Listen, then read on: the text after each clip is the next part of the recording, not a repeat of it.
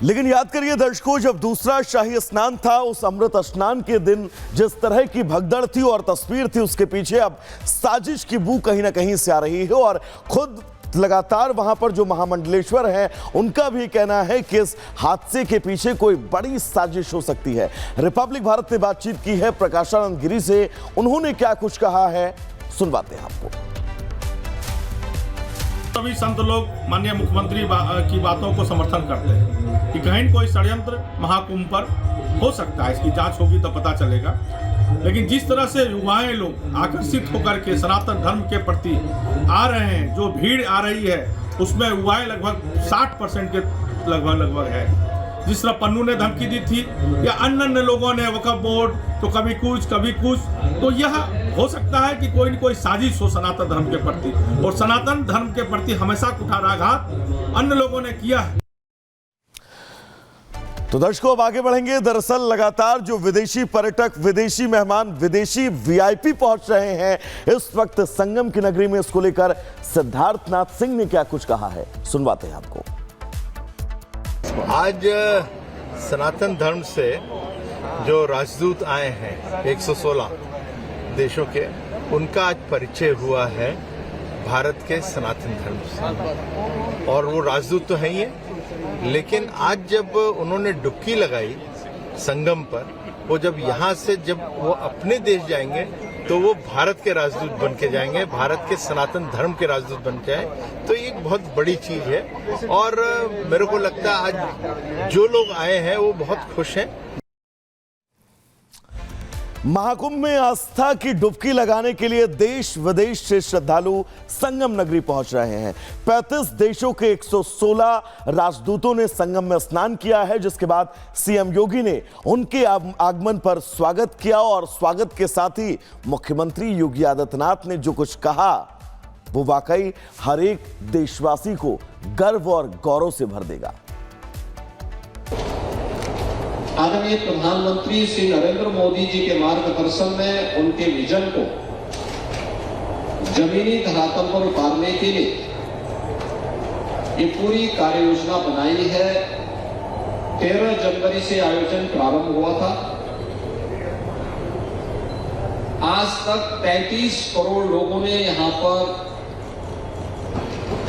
पवित्र स्नान करके इस पूरे आयोजन के साथ सहभागी बने हैं। आप अनुमान करिए कि दुनिया के अंदर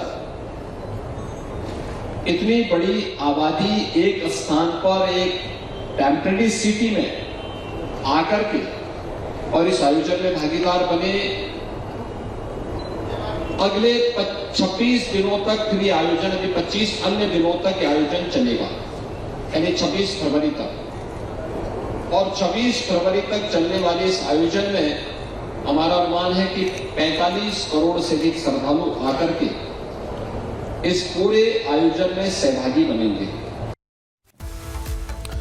तो मुख्यमंत्री योगी आदित्यनाथ ने क्या कुछ कहा आपने सुना, लेकिन संगम की छठा इस वक्त देखने वाली है। और जो भी संगम के घाट पर पहुंच रहा है, स्नान कर रहा है, प्रयागराज की गलियों में, सड़कों पर घूम रहा है, वो यकीन मानिए अपने साथ उन तमाम यादों को लेकर जा रहा है जो जिंदगी भर उनके साथ जिंदा रहने वाली है। रिपोर्ट आपको दिखाते हैं।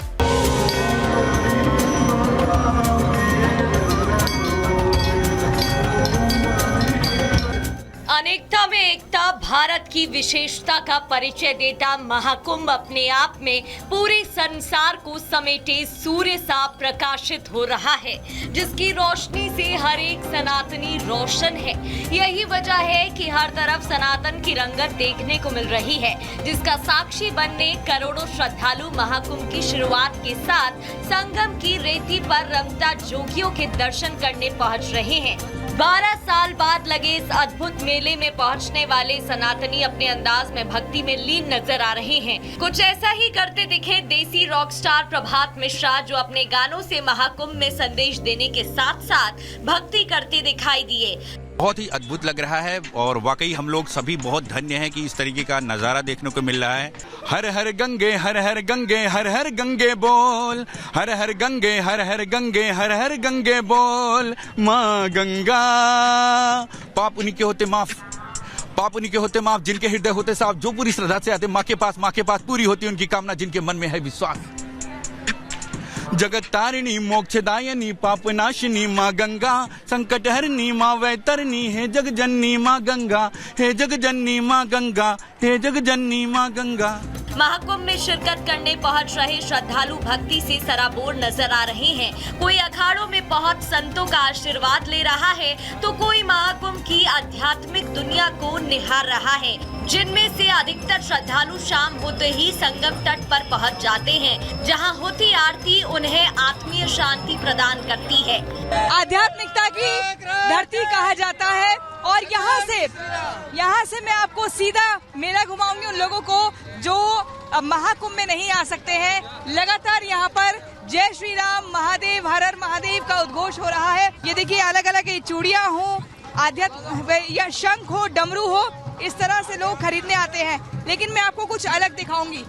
यहाँ पर देखिए ये इन्होंने बाबा जी ने अपने सिर के ऊपर ही मोरपंख लगाया हुआ है। यहाँ पर बेचा जा रहा है रुद्राक्ष, सीधा नेपाल से आया है। भक्ति मस्ती आनंद में मगन सनातनियों के लिए 12 सालों बाद आया यह अद्भुत मेला, जहां एक तरफ शांति और सुकून देने वाला संयोग बना रहा है तो वहीं सनातन की अलख भी जगा रहा है। Bureau report, Republic Bharat. तो चलिए अब बात उस ऑपरेशन की करेंगे जिस ऑपरेशन पर पूरे देश की नजरें टिकी हुई हैं, क्योंकि घाटी में ऑपरेशन क्लीन जो सुरक्षा बल लगातार पिछले कई सालों से चला रहे हैं, उस ऑपरेशन में अब वो अपने चरम पर पहुंच चुके हैं। और चाहे सेना हो, पैरामिलिट्री हो या फिर जम्मू कश्मीर पुलिस, लगातार आतंकियों को चुन चुनकर उनको उनके अंजाम तक पहुंचा रही है। रिपोर्ट आपको दिखाते हैं।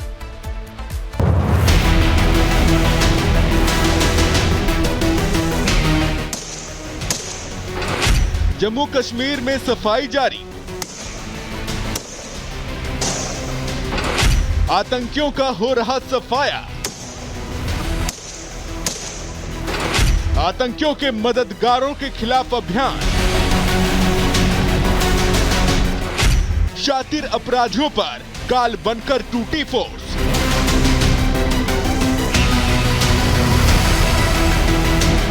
ये जो आप 3 अपराधियों की तस्वीरें देख रहे हैं, ये तीनों अपराधी जम्मू कश्मीर के कठुआ से पकड़े गए हैं। इनका नाम मोहम्मद रफी, शानू और अमरीक है।